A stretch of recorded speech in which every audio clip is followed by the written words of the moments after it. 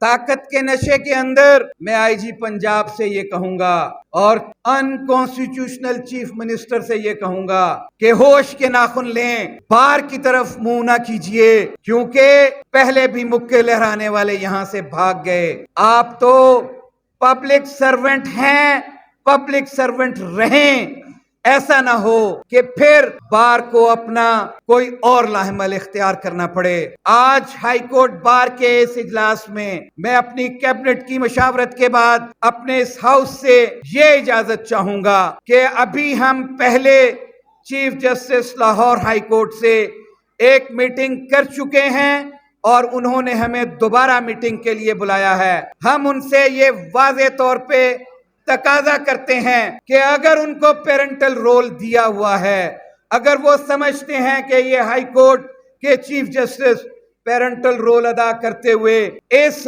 غیر قانونی جھوٹی ایف آئی آر کو فی الفور ختم کروائیں، اور اگر ان کے احکامات جیسے پہلے فلاؤٹ کرتے رہے ہیں یہ ایگزیکٹو کے لوگ، اس احکام کو، اس حکم کو ہم فلاؤٹ نہیں ہونے دیں گے۔ ہم کھڑے ہیں، آپ حکم کیجئے گا۔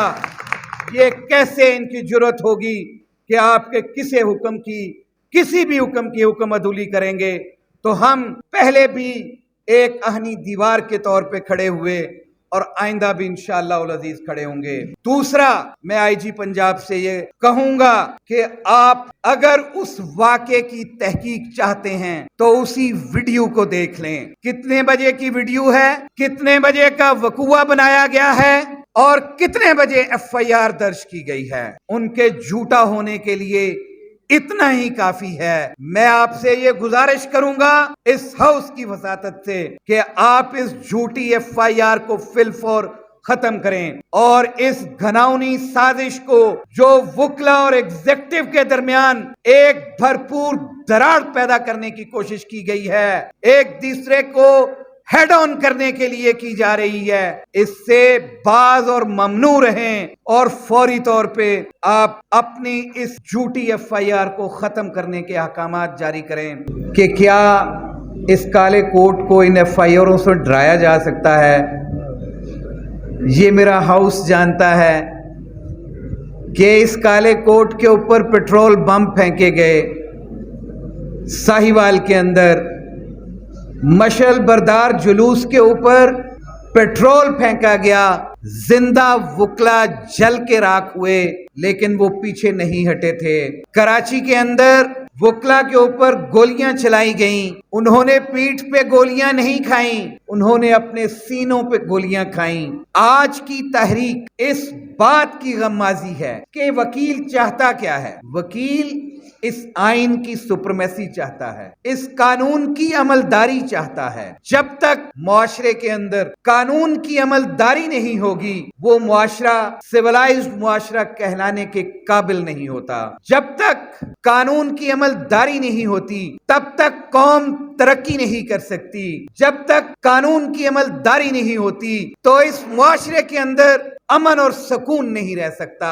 یہ جنگل کا قانون نہیں ہے، یہ قانون اس ملک کی پارلیمنٹ نے ہی بنایا تھا۔ چیف جسٹس صاحب، آپ پارلیمنٹ کی بالادستی کی تو بات کرتے ہیں لیکن شاید بھول جاتے ہیں کہ جو پارلیمنٹ ایک آئین کی پیداوار ہے، اس آئین کو کس ردی کی ٹوکری میں پھینکنے جا رہے ہیں؟ اس آئین کی تشریح کرنا کس کا کام ہے؟ کیا اس آئین کی تشریح کرنا پارلیمنٹ کا کام ہے یا سپریم کورٹ آف پاکستان کا کام ہے؟ جب اس کی تشریح سپریم کورٹ نے کر دی تو اس پہ امپلیمنٹیشن کروانا آپ کی ذمہ داری نہیں ہے؟ کیا آپ اپنی ذاتی آپ اپنی ذاتی مخالفت کو سامنے رکھتے ہوئے کیا پچھلے سپریم کورٹ کے فیصلوں پہ عملداری کروانا آپ کی ذمہ داری نہیں ہے؟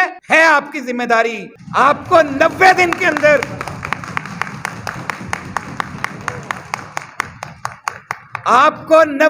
کے اندر الیکشن کروانے کی ذمہ داری ہے، کیونکہ آپ بھی آئین کی پیداوار ہیں، کیونکہ سپریم کورٹ بھی آئین کے تابع ہے، کیونکہ سپریم کورٹ اور پارلیمنٹ اور ایگزیکٹو تمام آئین کے تابع ہیں۔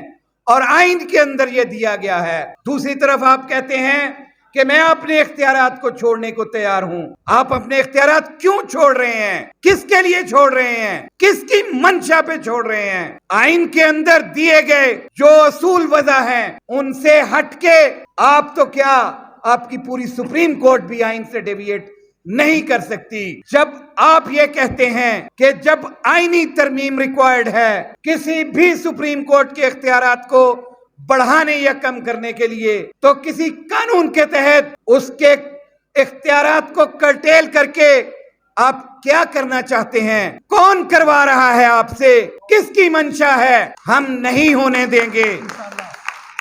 اور کہا جاتا ہے، میں عمر وقاص کے لیے اتنا کہوں گا کہ ظلم پھر ظلم ہے، بڑھتا ہے تو مٹ جاتا ہے، خون پھر خون ہے، ٹپکے گا تو جم جائے گا۔ آج آپ نے ایف آئی آر عمر وقاص وڑائچ کے اوپر نہیں دی، آپ نے لاہور بار کے شیروں کو للکارا ہے، آپ نے لاہور ہائی کورٹ بار کے شیروں کو للکارا ہے، آپ نے پورے پاکستان کے کالے کوٹ کے تقدس کو پامال کرنے کی کوشش کی ہے، اور ہم ایسا نہیں ہونے دیں گے۔